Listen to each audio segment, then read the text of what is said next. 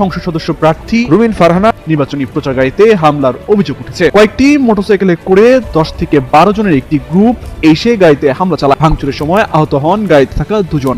দর্শক, আপনারা এই মুহূর্তে দেখতে পাচ্ছেন বিএনপির বহিষ্কৃত নেত্রী ব্যারিস্টার রুমিন ফারহানার উপর কিন্তু হামলা করেছে ব্রাহ্মণবাড়িয়ার বিএনপি নেতাকর্মীরা। আমার কর্মীদের বাড়িঘরে হামলা করা হয়েছে, তাদেরকে পিটিয়ে হাসপাতালে পাঠানো হয়েছে। স্বতন্ত্র প্রার্থী হিসেবে বিএনপির বিপক্ষে দাঁড়িয়েছে, এটাই কি তবে ছিল রুমিন ফারহানার আসল দোষ? হ্যাঁ দর্শক, পরিস্থিতি দেখে কিন্তু ঠিক এরকমটাই কিন্তু ধারণা করা যাচ্ছে। কারণ বিএনপি থেকে বহিষ্কার হওয়ার পর দর্শক বিএনপির বিদ্রোহী হিসেবে অর্থাৎ স্বতন্ত্র হিসেবে ব্রাহ্মণবাড়িয়া 2 আসনে নির্বাচনে দাঁড়ানোর পর থেকেই কিন্তু দর্শক যারা বিএনপির নেতাকর্মী রয়েছে অর্থাৎ বিএনপির তরফ থেকে যাকে নমিনেশন দেওয়া হয়েছে তার সমর্থিত যে নেতাকর্মীরা রয়েছে সেই নেতাকর্মীরা কিন্তু একের পর এক কিন্তু এই রুমিন ফারহানার নেতাকর্মী এবং রুমিন ফারহানার উপরও কিন্তু দর্শক হামলা করছেন একের পর এক। এমনকি রুমিন ফারহানাকে কিন্তু কোনো জায়গায় সভা সমাবেশ করতে দিচ্ছেন না, বিভিন্ন জায়গায় কিন্তু বাধাবিঘ্ন সৃষ্টি করছেন, যেটার কিছুটা অংশবিশেষ দর্শক আপনারা ভিডিও শুরুতে দেখতে পেয়েছেন। এবার দেখবেন বিস্তারিত। তবে পুরো ঘটনাটি জানতে হলে আপনাকে সম্পূর্ণ ভিডিওটি শেষ পর্যন্ত দেখতে হবে। তবে কিন্তু ব্যারিস্টার রুমিন ফারহানার মুখ থেকেই কিন্তু দর্শক আপনারা জানতে পারবেন যে সে আসলে রুমিন ফারহানা কিভাবে কি হেনস্থার শিকার হচ্ছেন। তাই আপনার কাছে এতটুকুই অনুরোধ থাকবে দর্শক, সম্পূর্ণ বিষয়টি জানতে হলে একেবারে শেষ পর্যন্ত দেখে ভিডিওতে একটি লাইক দেবেন এবং আপনি যদি আমাদের চ্যানেলে নতুন দর্শক হয়ে থাকেন আশা করি অবশ্যই চ্যানেলটি সাবস্ক্রাইব করে বেল আইকনটি অন করে দিবেন। তাই চলুন সম্মানিত প্রিয় দর্শক, আগে আপনাকে সেই বিস্তারিত তথ্যগুলি আগে জানিয়ে নিয়ে আসি যেখানে রুমিন ফারহানা কথা বলছেন। অনেকেই আমাকে প্রশ্ন করেন, আপনার এত পরিকল্পনা, আপনি এই দুটো উপজেলাকে মডেল উপজেলা করতে চান, কিন্তু স্বতন্ত্র প্রার্থী হলে আপনি কতটুকু কাজ করতে পারবেন? যখন বিএনপির বড় বড় কুতুবরা বিদেশি নাম্বার নিয়ে পানা পুকুরের তলায় লুকায় ছিল, এই রুমিন ফারহানা তখন সংসদে দাঁড়ায় শেখ হাসিনার সামনে বলি নাই আমি একা কতদূর করতে পারি আর পারি না, সেটা আপনারা দেখেন নাই। আর একটা কথা আপনাদেরকে বলি, সরকারি দলের এমপির বরাদ্দ যতটুকু, বিরোধী দলের এমপির বরাদ্দ কিন্তু ততটুকু। সুতরাং আমি কোন সরকারি এমপির চেয়ে বরাদ্দ কম পাবো এইটা আপনারা চিন্তা করবেন না, বরাদ্দ সমান। হ্যাঁ, সংরক্ষিত মহিলা এমপির বরাদ্দ অনেক কম, সেই কারণে আমি সংরক্ষিতর ব্যাপারে বলছি আমি আর সংরক্ষিত হব না। কারণ সংরক্ষিতর বরাদ্দ এত কম যে ওইটা দিয়ে কোনো কাজ, দৃশ্যমান কাজ করা যায় না। কিন্তু নির্বাচিত এমপির বরাদ্দ সে সরকারি দলের হোক আর বিরোধী দলের হোক সমান। আর একটা প্রশ্ন করি, সরকারি দলে কোন দল যাবে আগে থেকে জানি কেমনে?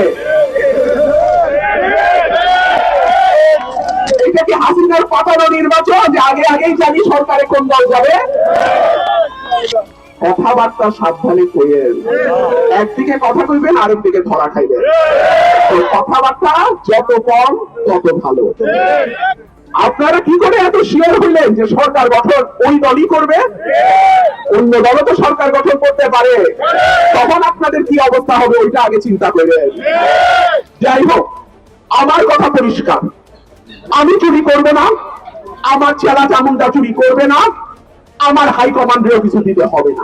সুতরাং আমার মানুষ তাদের জন্য যেই বরাদ্দ আসবে তার পুরাটা তারা পাবে, এখানে কোন রকম নয় ছয় চলবে না।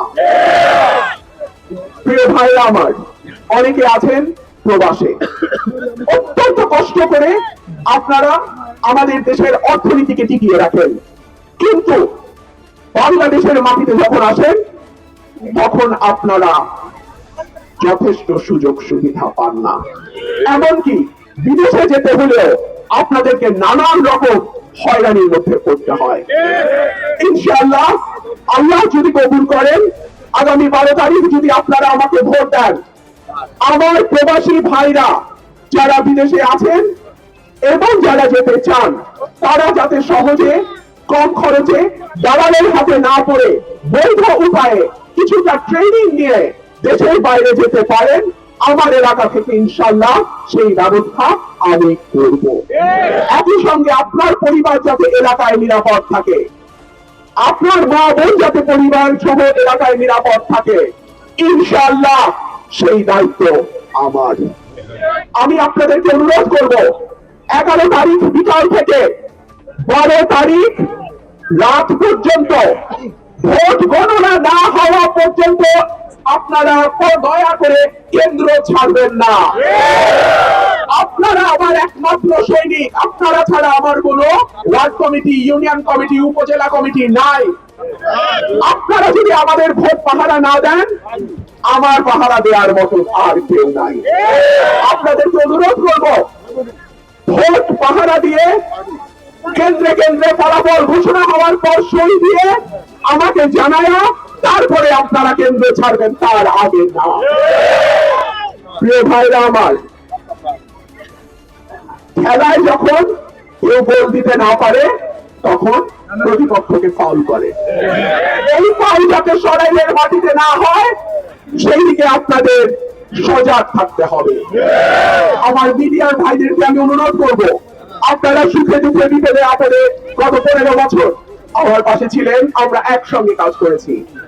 আপনাদের কাছে অনুরোধ থাকবে, আপনারা কেন্দ্রে কেন্দ্রে আপনাদের টিম পাঠিয়ে আপনারা আমার ভোটগুলো পাহারাদার হিসেবে আপনাদের ক্যামেরা, আপনাদের গণমাধ্যমকে সজাগ রাখবেন।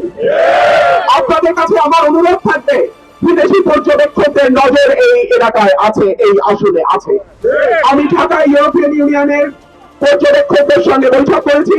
আজকে তারা এসেছিলেন সরাইলে, আমার বাসা শাহবাজপুরে তারা বসেছেন, আমার সঙ্গে প্রায় ঘন্টা খানেক তাদের আলাপ হয়েছে। সুতরাং কেউ যদি মনে করেন ইলেকশন ইঞ্জিনিয়ারিং করবেন এই আসনে, তাদেরকে আমি সাবধান করে দেই।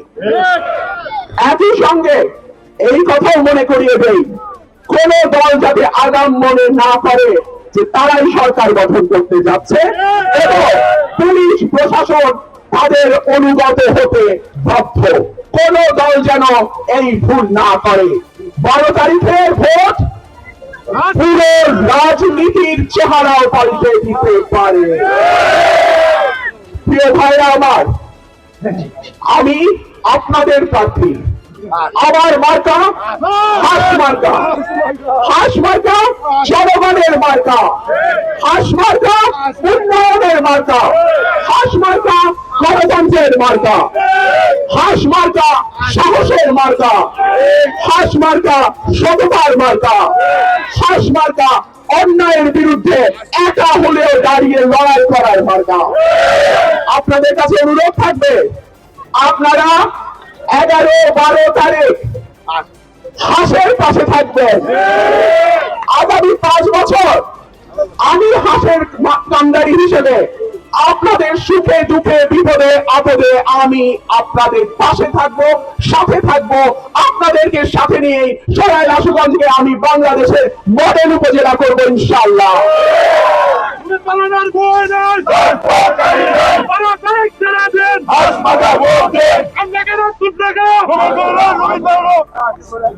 আমরা সবাই সরাইল আশুগঞ্জের সাধারণ ভোটার, আমরা সবাই সরাইল আশুগঞ্জের সাধারণ মানুষ। আমরাও সাধারণ মানুষ, আমাদের ক্যান্ডিডেটও সাধারণ মানুষ। আমরাও যা, আমাদের ক্যান্ডিডেটও তা। সুতরাং 11-12 তারিখ সরাইল আশুগঞ্জকে আগামী 5 বছরের জন্য নিরাপদ রাখার পক্ষে হাঁস মার্কায় আমি আপনাদের সবার একটা ভোট কামনা করি। দর্শক, হাসিনা বিদায়ের পর যে একটা নির্বাচন জনগণ প্রত্যাশা করেছিল, দর্শক আদৌ কি জনগণের প্রত্যাশা অনুযায়ী সেই নির্বাচন কি হচ্ছে? অর্থাৎ লেভেল প্লেইং ফিল্ড যেটাকে বলে, সেটা কি নিশ্চিত হয়েছে?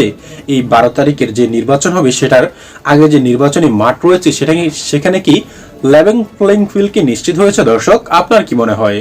কারণ জায়গা জায়গা দর্শক একদল আরেক দলকে যেভাবে আক্রমণ করছে, এটাতে কিন্তু দর্শক অন্ততপক্ষে আমি মনে করি পুরোপুরিভাবে কিন্তু লেভেল প্লেইং ফিল্ড কিন্তু নিশ্চিত হয়নি।